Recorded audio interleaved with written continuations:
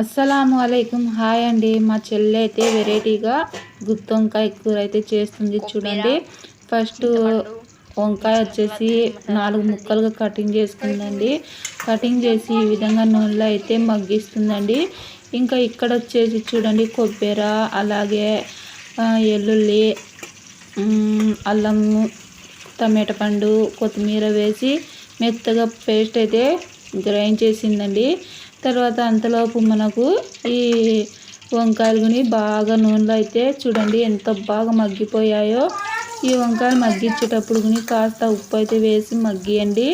మనకు వంకాయలు అనేవి అవి మీ మాటలలో ఏమంటారో తెలియదండి, అవి నల్లగా పడకుండా ఉంటాయండి. ఇప్పుడు వచ్చేసి అదే కడాయిలో ఇంకా కొద్దిగా ఆయిల్ వేసుకొని ఆనియన్స్ వేసుకొని కాస్త మగ్గిన తర్వాత ఇప్పుడు మనం ఫస్ట్ గ్రైండ్ చేసి పెట్టుకున్న కొబ్బరి పేస్ట్ అయితే వేసుకోవాలండి. వేసుకొని ఈ పేస్ట్ బాగా పచ్చివాసన పోయేంత వరకు కలుపుకుంటూ వేయించుకోవాలండి. చిన్న మంట మీద చూడండి. ఆయిల్ అనేది ఇలా పక్కకు తేలినప్పుడు మనము ఇందులోకి ముందుగా నూనెలో వేయించుకున్న వంకాయలను అయితే వేసుకోవాలండి. చూడండి మసాలా బాగా కలుపుకుంటూ ఉండాలండి. పచ్చివాసన పోయేంత వరకు చిన్న మంట పెట్టుకొని బాగా కలుపుకుంటూ ఉండాలండి. ఇందులోనే మనము చింతపండుని వేసామండి.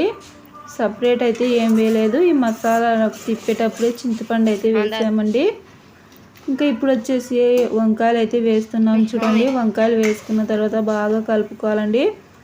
మళ్ళా జాంకులు కలపకూడదండి, వంకాయ అనేది ఇరిగిపోతుంది. ఇలా బాగా కలుపుకోవాలి చూడండి. మీరు ఒకసారి ట్రై చేయండి. ఇప్పుడు ఫైనల్గా వాటర్ అయితే వేస్తుందండి. వాటర్ వేసి బాగా ఉడికించుకోవాలండి. రుచికి సరిపోయేమైనా ఉప్పు సరిపోయిందో లేదో ఒకసారి చెక్ చేయండి. ఇంకా ఫైనల్గా కొత్తిమీర చల్లుకొని ఇంకా స్టవ్ ఆఫ్ చేసుకుంటే మనకు ఎమ్మి గుత్తి వంకాయ కర్రీ అయితే రెడీ అండి. చాలా అంటే చాలా సింపుల్గా అలాగే చాలా కమ్మగా ఉంటుందండి. ఇంకా నేను మర్చిపోయానండి, ఇందులో చూడండి పల్లీలు వేసామండి. పల్లీలు వేయించుకొని పల్లీ పొడి అయితే లాస్ట్ స్టవ్ ఆఫ్ చేసే ముందు అయితే వేసామండి. ఈ పల్లీ పొడి వేసుకుంటే గుత్తి వంకాయ టేస్టే వేరండి. కర్రీ చూస్తుంటేనే తెలుస్తుంది కదా ఎంత బాగా వచ్చిందో. చూస్తుంటేనే నోరు ఊరిపోతుందండి.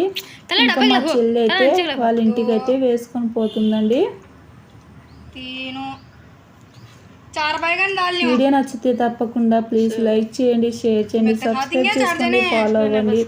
మా ఛానల్లో కుకింగ్ అలాగే టైలరింగ్ సంబంధించిన వీడియోస్ అయితే వస్తూ ఉంటాయండి. తప్పకుండా సపోర్ట్ అయితే చేయండి.